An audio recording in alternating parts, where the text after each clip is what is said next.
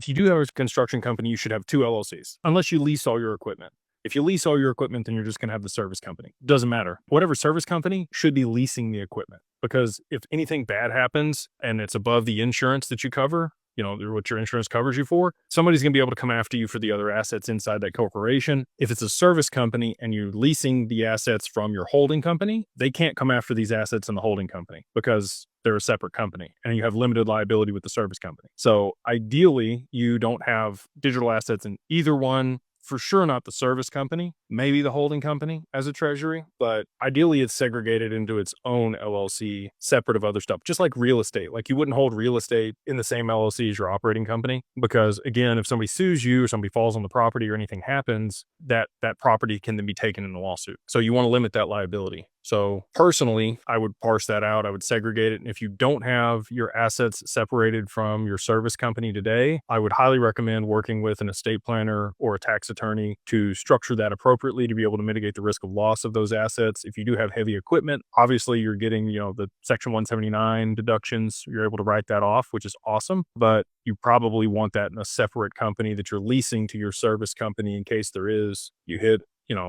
a gas line or a water line or fiber or whatever else that causes problems and you get sued or you have losses. Your employee could be driving the company truck that rear ends somebody. There's just so many circumstances in that type of business where you can have problems. And so I would highly recommend segregating your assets out away from that.